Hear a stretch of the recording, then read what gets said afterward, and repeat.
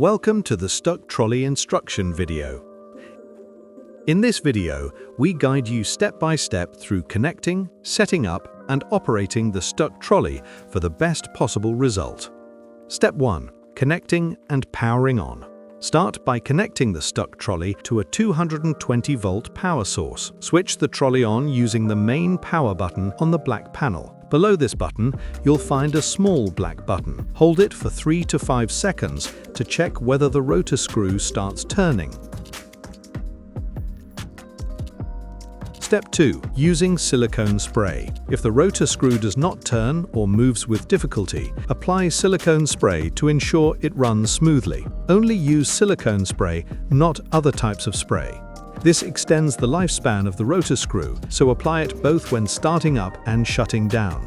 Step 3. Placing the mixing bucket. Place the mixing bucket on the trolley and align the coupling directly above the opening. Turn it until you feel resistance, then pull it firmly into place until it can't go further without applying excessive force. Step 4. Connecting the hoses. Connect the spray hose first, then the air hose. After that, connect the power cable that supplies power to the spray hose.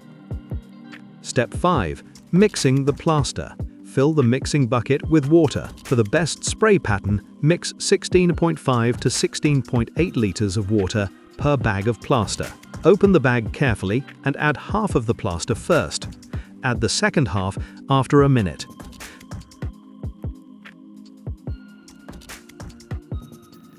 Mix thoroughly to avoid lumps. Check the consistency using a trowel. Step 6. Testing the spray lance. Place the spray lance with the cap and air tube into the mixing bucket and check if the plaster mixture flows smoothly. It takes about 10 seconds for the hose to fill. Once filled, you can start adjusting. Step 7. Adjusting the spray pattern. Adjust the spray pattern by moving the air tube slightly forwards or backwards. The ideal pattern is a full, rounded flower shape that creates long and wide strokes. Spray at a speed of about 1.5 meters per pass for the best result. You can spray both horizontally and vertically on walls and ceilings. Step 8. Using the vacuum plate. If you are working alone, use the vacuum plate. Wait until the bucket is about half full before placing it. Clean the edges of the bucket, level the top of the plaster, and place the vacuum plate. Press it firmly onto the plaster so the machine can effectively pull the material down.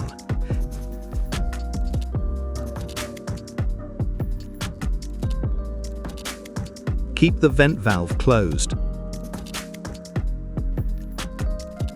Step 9. Cleaning.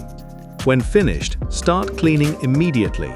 Remove the vacuum plate by opening the vent hole and rinse it.